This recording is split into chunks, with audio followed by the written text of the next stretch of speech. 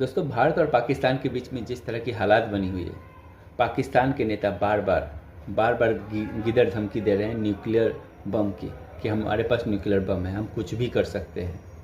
मुझे तो हंसी तब आई जब पाकिस्तान का एक नेता कह रहा है कि ये मुसलमानों का देश है और मुसलमान तो पैदा लेता ही है मरने के लिए, हमारी ज़िंदगी शुरू होती है मरने के बाद, हम तैयार हैं खुद को उड़ाने के लिए अगर उनकी आर्मी पाकिस्तान के अंदर आती है। क्या मस्तिष्क है, क्या इनकी सोच है, सोचिए। अरे बाबा, उनसे ज़्यादा तुमसे ज़्यादा मुसलमान यहाँ हैं, तुमसे ज़्यादा मुसलमान देश भारत है, हिंदुस्तान है। तो यहाँ के लोग के बारे में आप इमेजिन नहीं कर सकते।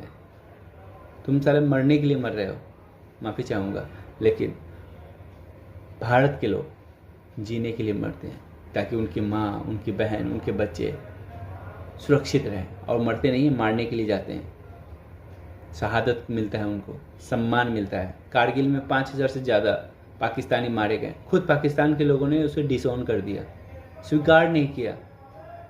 कहते हैं ना, कुत्तों की मौत मारे गए, और कहते हैं कि मरने के बाद तो वो खुदा का हो जाता है, ईश्वर का हो जाता है, कम से कम प्रॉपर प्रेयर होनी चाहिए, वो भी करने नहीं आए, और ये बात करते हैं युद्ध की।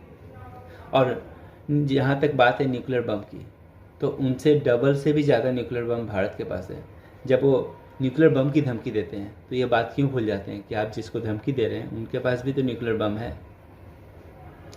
हम पर न्यूक्लियर बम अगर गिरा तो हमारा एक शहर तबाह होगा, लेकिन भारत ने अगर गिरा दी तो पूरा पाकिस्तान गायब। सोचिए, खास पाकिस्तान के जो बड़े नेता हैं, जो वहाँ के पावरफुल लोग हैं, चाहे वो आर्मी अधिकारी हो या फिर वहाँ के मीडिया के लोग हों, वो इस बात को समझते, इस संजीदगी को समझते। They don't understand the sensitivity कि कितने लोग मारे जाएंगे इस बात से। लेकिन उनको ये सब बात आतंकवादियों को भारत में भेजने से पहले सोचना चाहिए था। आप क्या सोचते हैं, हर बार आप भारत में आएंगे, भारत को नुकसान पहुंचाएंगे और भारत शांत रहेगा? नहीं, आपको दुनिया से सीखना चाहिए था कि किस तरह से इजराइल ने रिएक्ट किया, किस तरह से जब रसिया ने यूक्रेन पर आक्रमण किया तो यूक्रेन ने रिएक्ट किया। मतलब रिएक्शन मिलेगा आपको।